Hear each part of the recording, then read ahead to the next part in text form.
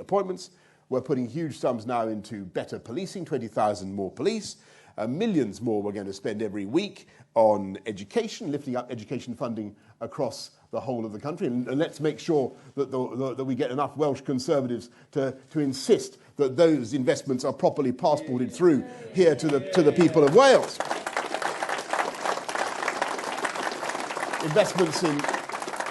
Investments in science, the doubling of our science and research budgets, fantastic investments in infrastructure, tackling our immigration system, about time, a democratic control of immigration, do you not think is the right thing for this country?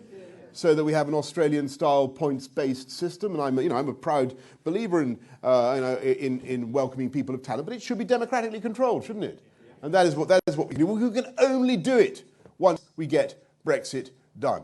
And of course, we're going to get on with our ambitions, using the best of and supporting the best of British technology to deliver net zero carbon emissions by 2050, all explained in this manifesto. And we can do it all without raising income tax or VAT or national insurance contributions. We're going to cut national insurance contributions and a tax cut for 31 million people across this country. And we will, our ambition is to unite and level up across the whole of the UK, because I believe passionately as a Conservative that talent, genius, ability, flair is evenly distributed around the whole of the UK, but opportunity is not.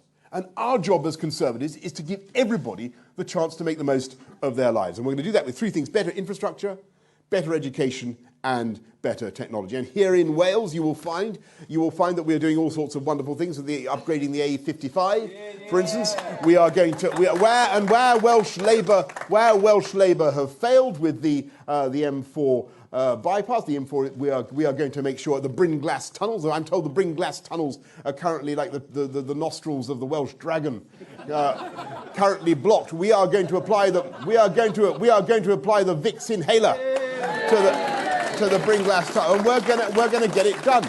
We're going to get it done.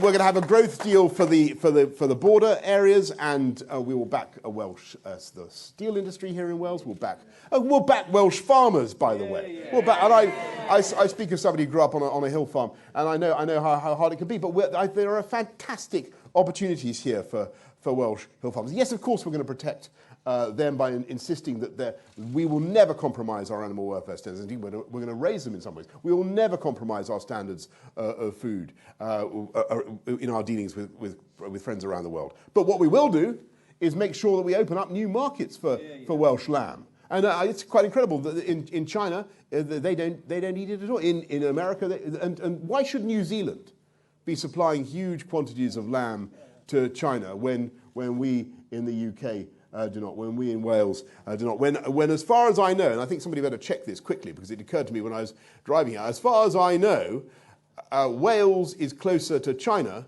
than New Zealand is, as the crow flies. You might want to check that statistic. Well,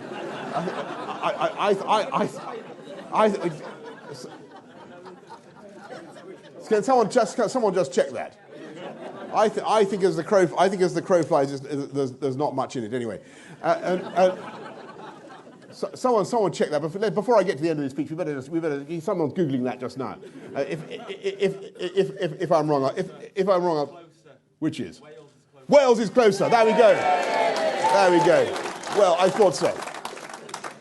Wales is, and now isn't it absurd? We think of all the export markets so we can open up. We want to back Welsh farming. We want to back Welsh business of all kinds, from high technology to the high street. And that's, by the way, I talk about cutting national insurance. We're also cutting business rates to stimulate the high street, to help small businesses across Wales. And that is the way, that's what One Nation conservatism is all about. We believe in supporting enterprise and supporting business because that is the way to pay for the fantastic public services on which we depend and which we all also want to support. That's how we pay for the biggest ever investments in modern times in the NHS. And you know, I was thinking of agriculture. I was actually at the Royal Welsh Agricultural Show in Llanelwedd.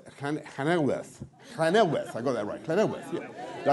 Llanelwedd today, and I took the shears to a lovely Welsh, no, it wasn't actually Welsh, it was a North Country, it was a North Country Cheviot, I think.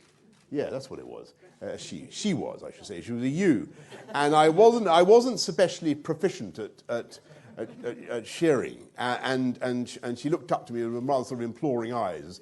And I thought to myself, look, whatever damage I may be doing here, it is nothing to the catastrophe that will be wreaked by Corbyn at McDonnell, because they are going to fleece the entire country. That's what they're going to do.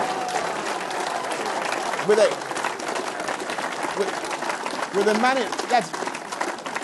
a manifesto so extreme and so savage that it shocked even their left-wing supporters. 1.2 trillion increase in borrowing, extra taxes that would fall £2,400 on every taxpayer in this country. And why? Why do you think they've got? Why do you think since 2017 they've moved so far to the left in this campaign? What are they trying to do? Can anyone else explain? I'll tell you what it is. It's because they want to distract from the great void, the great vacuum, the vast inanition at the heart of their manifesto, which is their absence of a Brexit policy. They won't level with the country about what they would do in the negotiations. In fact, imagine the negotiations taking place. You know, Mr. Corbyn says he wants to do this famous deal. Imagine him walking in to see Monsieur Barnier. Corbyn, it's Act 1, Scene 1, enter Corbyn. Monsieur Barnier says, "Bonjour, Monsieur Corbyn, comment allez-vous? Tell us about this deal you want to do. What do you mean you don't want it? You don't believe in it yourself?" Says, well, then who does believe in it? Does Mr. McDonnell believe it? Does Monsieur McDonnell believe in it? Does Monsieur Starmer, does he believe in it? What about Madame Abbott? Does she believe in it? Nobody, it turns out, on the Labour front bench believes in Mr. Corbyn's deal. And the most ridiculous thing is that not even Jeremy Corbyn believes in his deal. And, you know, it would be farcical, it would be comical if it were not so disastrous for the fortunes of this country. Because we really cannot afford that kind of delay, that kind of deadlock again next year. And I don't want to see it. And I think that the choice that we face is therefore very, very clear. We can go forward with, as Paul Davies said in his excellent introduction, we can go forward with sensible, moderate, one-nation conservative policies. And if you come with us, we're a party that, as you know, we back the police. We back them to do stop and search and bring down knife crime, which we must. Labour, Diane Abbott and co. say that the knife crime is oppressive. They say that stop and search is oppressive and inappropriate in combating knife crime. I think that's absolutely absurd. We back our armed services. We think they're a force for the good around the world. Jeremy Corbyn has said in the past that they should be disbanded, and he can't imagine the circumstances in which he would actually deploy them.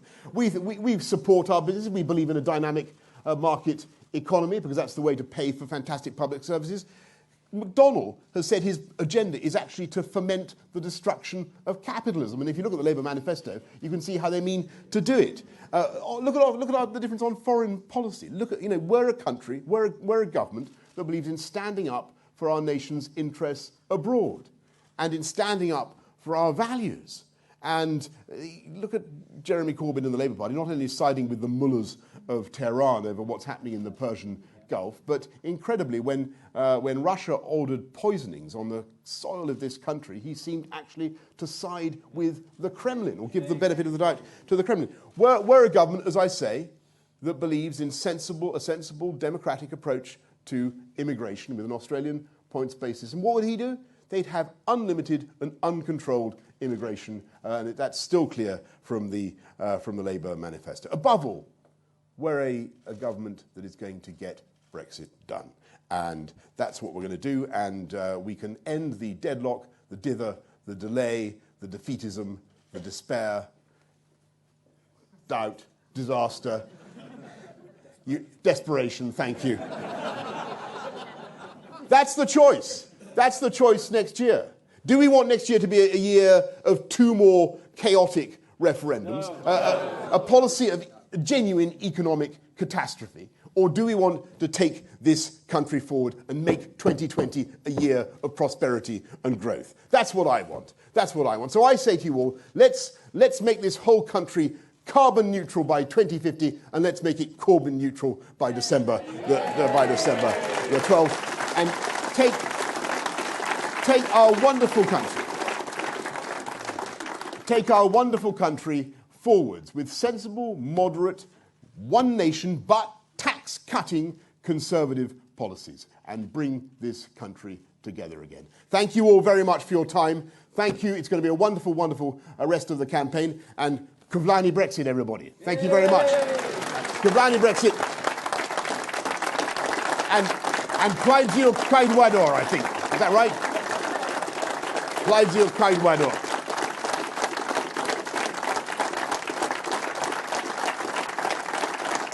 Thanks, everybody.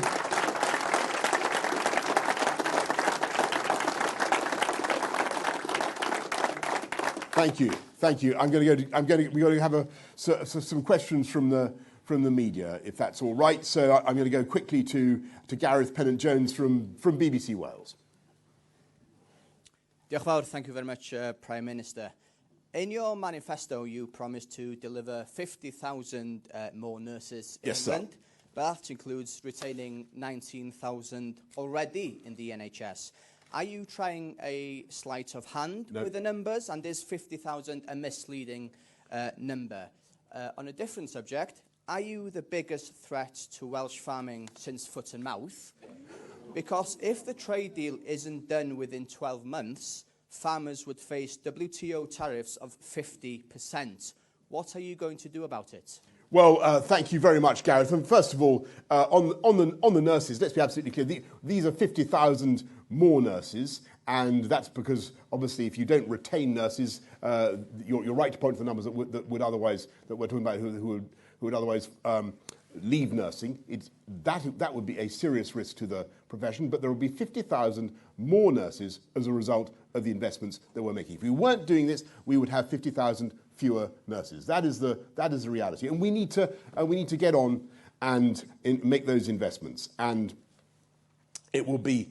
I just repeat my point. It's only by having sensible one nation policies that we can make these investments now. We've already got 17,000 more than there were in 2010, because you remember what happened under the last Labour government. They bankrupted the economy, as all Labour governments do. What we're going to have now, we've got the number of nurses gone up 5,000 just in the last year, and what we're proposing now is to have another 50,000 on top of that. And that is the way forward for our NHS, and that is the way forward for our country. You can only do it with sensible, moderate, conservative government that invests in the NHS and also runs the economy sensibly.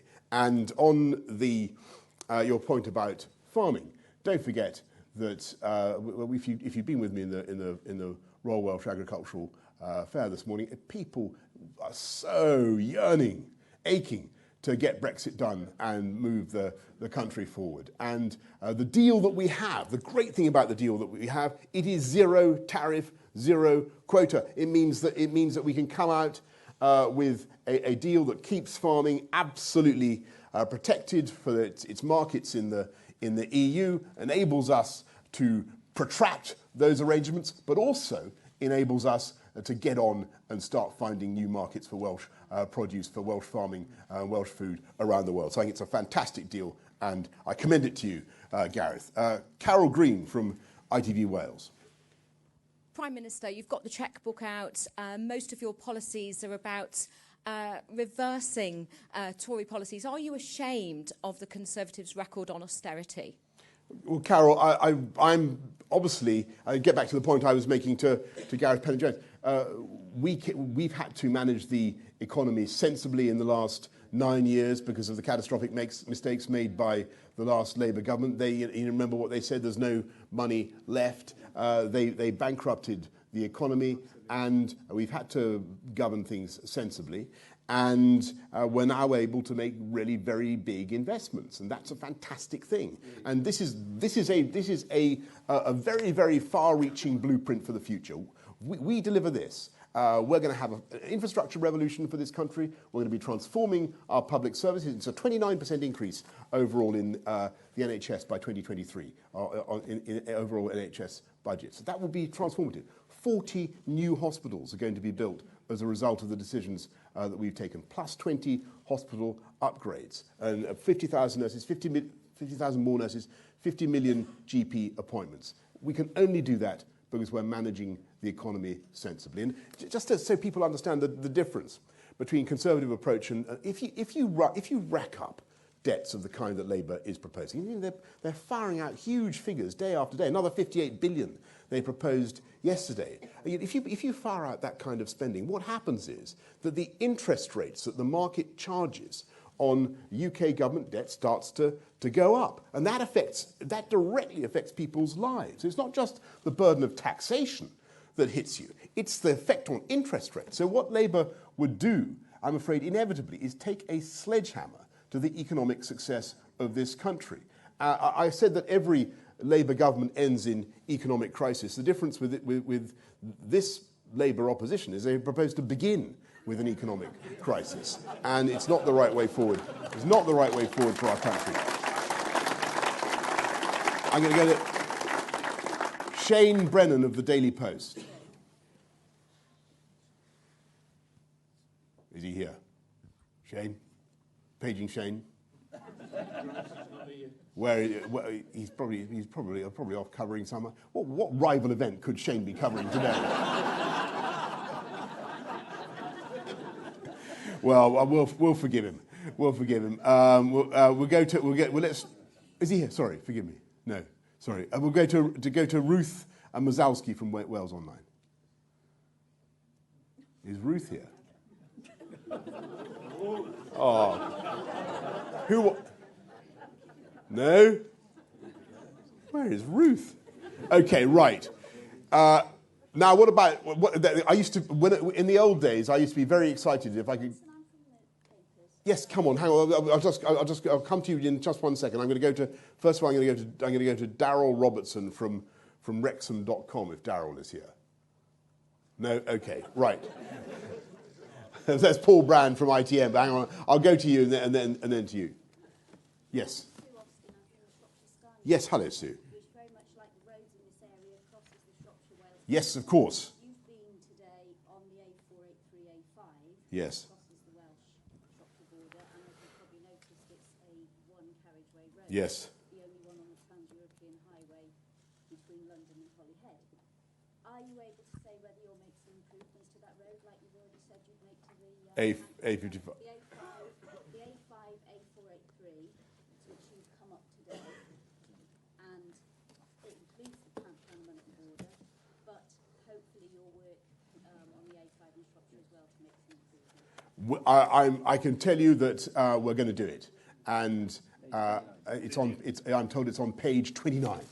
So, look, I think it's a very, very good point, because a lot of the infrastructure projects we talk about in this country tend to be very big-ticket things, like Northern Powerhouse Rail or what we want to do in the West Midlands, and people don't talk enough about the simple things you can do to make people's lives better by tackling bottlenecks and making roads better in this country. And there's nothing more important for some people's lives and for the productivity of the economy. And we're not just putting money into better roads. Of course, we're investing in rural bus services. Yeah. Because I'm a massive bus fanatic, as some of you may know. And people's lives can be transformed by having a safe, clean, and reliable bus service. And I believe passionately in doing that. We're also, as you know, going to be putting back some of the old railway lines that were taken out in the 60s by Dr. Beeching. Because, again, there are towns of 30,000 or more in this country that aren't served by a decent railway. And you can transform the lives of people in this country with better infrastructure, better education and technology. So that's what we're trying to do. And so the gigabit broadband, 5G, 6G telephony, all that's very, very important. But my experience is that human beings need to meet each other face to face. And you need mass transit, you need good roads, and that is the way our economy will grow and thrive. And you can do it without in any way destroying the environment. We will have cars that are ever greener and cleaner. As you know, the UK is now the home of battery technology. We can do this at the same time as improving our environment, reducing pollution and reducing CO2. So that's the vision. I better not take too many more questions. Yes, you in the pink scarf. I'm going to hand over to my colleague. Of course, yes. Alex Rossi, Sky News. Yesterday, you announced a pledge which suggested there were 50,000 new nurses. Today, that pledge appears to be unravelling somewhat, and those nurses aren't new at all. The point about this isn't actually about the nurses, it's about you personally. Yes.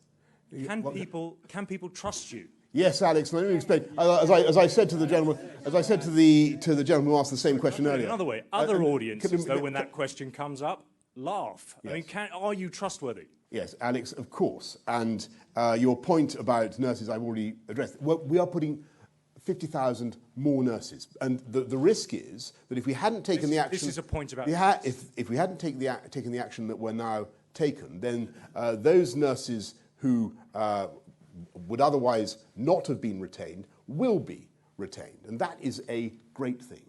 And there in addition, be many more nurses who will be entirely coming on stream as a result of the action we're taking. So there will be 50,000 more nurses directly as a result of the investments that we are making. And if we weren't making these investments, there would not be 50,000 more nurses. I don't think I could be clearer than that. And the reason we can do it is because we have a one nation conservative government that is working in the interests of the people of this country, addressing their priorities. And the reason we're able to fund the NHS in the long term is because we're the only party standing at this election that is actually going to get Brexit done and move forward. And if I may say so,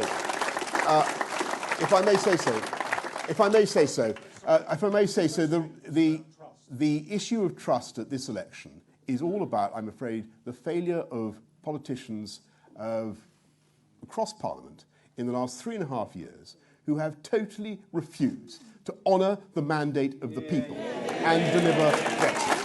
And that is the failure that I think, and everybody can see it. We have a Parliament that is basically broken. That's why we've had to have this election. I don't particularly want to have an election in the run-up to Christmas, but we've had to do it because Parliament simply won't deliver Brexit. And all the other parties standing at this election have made it clear over the last few days that they intend, haven't they? They made it clear that they intend to continue one way or the other to frustrate the will of the people. And I think it's absolutely wrong. And I not only think it's wrong in principle, I think it's wrong for the British economy, and it's wrong for our society, because we want to go forwards together, and we do want to make those investments in 50,000 more nurses and 50 million more GP, all those things that we want to do, but they are being held up at the moment by a broken Parliament. So that's why we need a working majority Conservative government on December the 12th. It will be, it's going to be a close fight, folks. Don't be in no doubt about it. We are fighting for every single vote. And I think the chances, they're obviously, we got a good chance, but we have to work very, very hard. And I thank you all very much, all you wonderful Welsh Conservatives, for everything that you're doing. Good luck in the campaign ahead. I sense that you're full of beans, full of confidence. Yes.